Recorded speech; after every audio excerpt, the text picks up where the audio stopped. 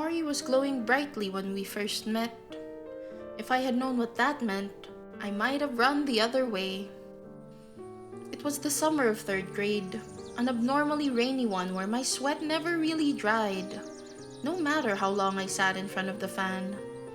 I woke later than usual, and the house was quiet except for the rhythmic scritch-scratch of Mama at the kitchen table as she ripped kangkong leaves off their stalks.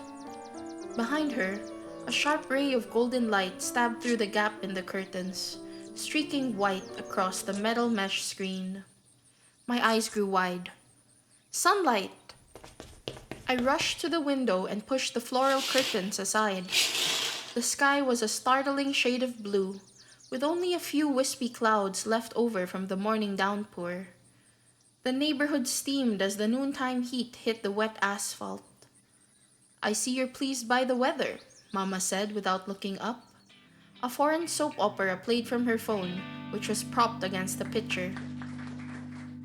"Can I play outside? If the sidewalk is dry, don't go sliding in the mud, Rosalind." Crossing to the other window, a shiny red car polished to a mirror finish caught my eye.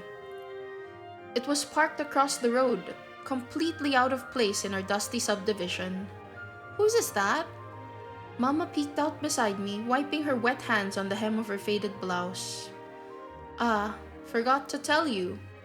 We have new neighbors. Moved in while you were asleep earlier." "They did? I didn't hear anything." "The girls at the market were talking about them. Some big-shot researcher from the city," she said, her voice dropping into a gossipy lilt.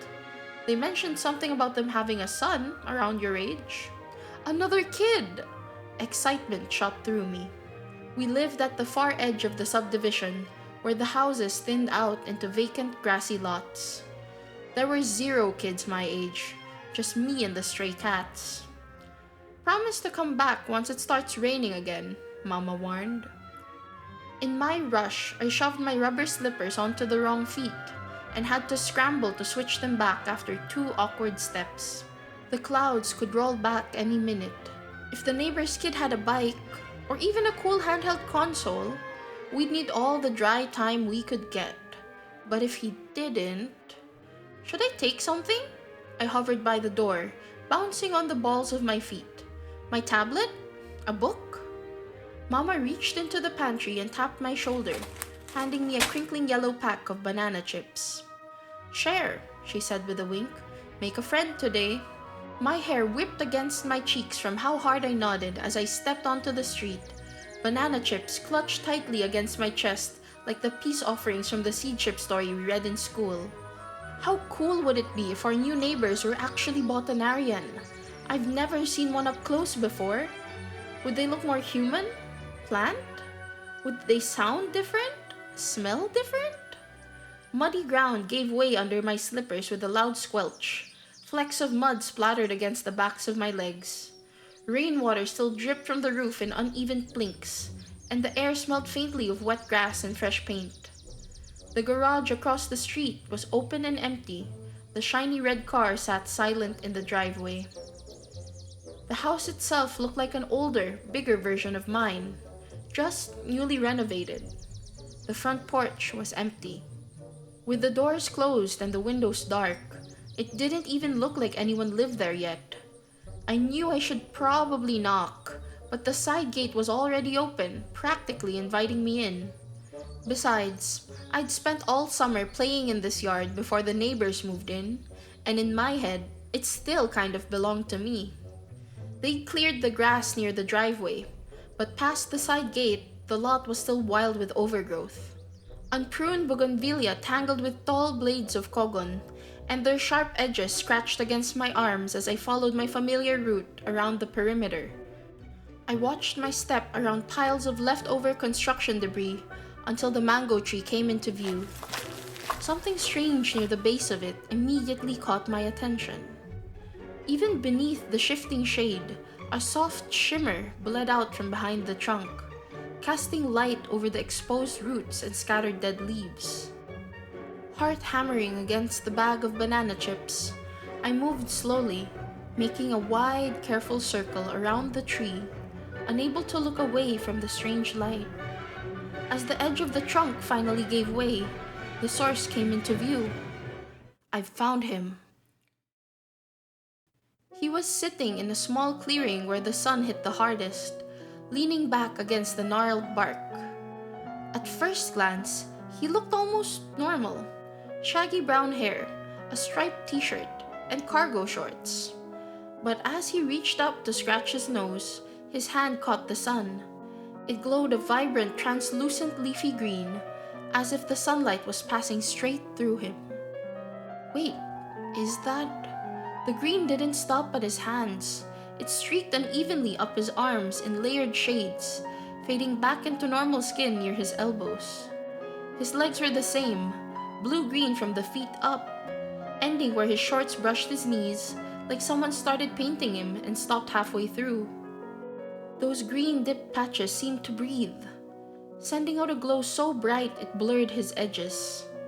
Rippling blue-green shadows danced across the mango tree, like sunlight at the bottom of a swimming pool.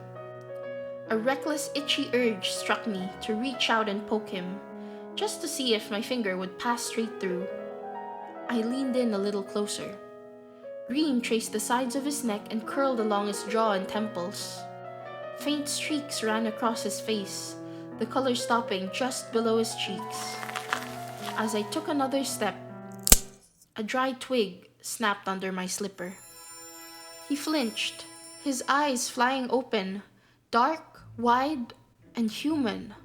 The banana chip slipped from my hand, hitting the grass with a soft plastic rattle. "You scared me," he breathed, pressing a green palm to his chest. "Hello." Without meaning to, I stepped closer and closer until I realized the light wasn't just on him, it was coming from him. Little veins of bright leafy green pulsed beneath the skin of his neck. "You're glowing."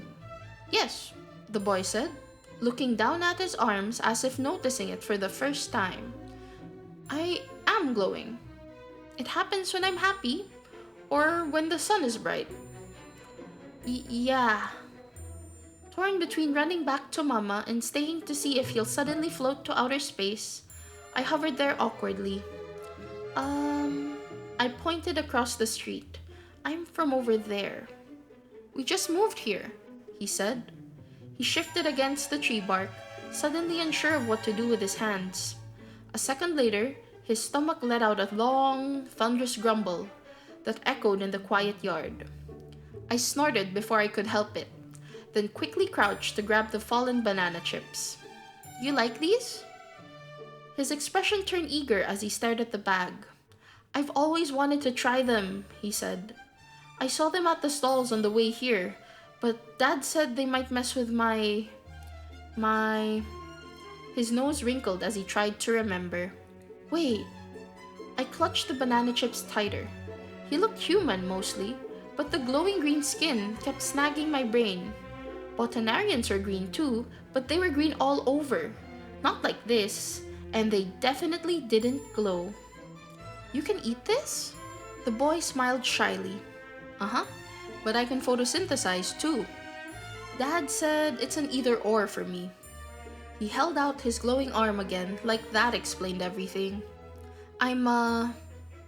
hybrid." I've seen them on the news, but they were always in labs or fancy city schools. "So you're half Botanarian. I've never met one before. That's really cool." "Well, kinda." He rubbed the back of his neck. "I only knew one other hybrid and he..." "But it is cool," I cut in. "I didn't know hybrids glowed." He smiled a little. "Not all of them. I'm an emergent something or other." He said it slowly and carefully, like he was reciting a textbook. "My dad says it's useful for monitoring me." "Why would you need to be monitored?" I asked. "Maury!"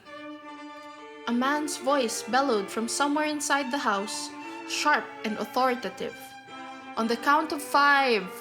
The boy went on high alert. His glow flickered nervously. "I should go. My dad..." "1," the voice called out.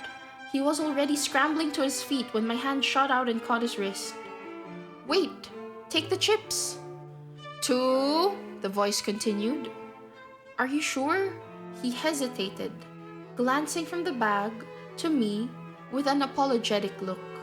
I might not be allowed to eat it. "Well, you have to take it anyway. It's a friendship gift." I shoved the crinkling plastic into his green hand. "Are we friends?" "Yeah." His whole expression lit up, and for a second, his glow shone even brighter. "Three," the man shouted again, louder this time. "What's your name again?" he called over his shoulder, already jogging toward the house. "Rosie, but Mama calls me Rosalind." "Four." "I'm Maury." 4.5, the man barked, stressing each syllable. "Run, hurry!" I cheered, waving my arms. Maury sprinted across the yard, his glowing limbs flashing through the tall grass like fireflies, until he skidded to a sudden stop halfway there, spraying damp earth beneath him. He turned back, his face splitting into a grin I would come to know for the next decade. "Rosie, come with me. Let's show Dad the chips." "Okay." He sprinted back toward me, stopping just long enough to reach out his glowing green hand. I took it immediately, and together we ran toward the house.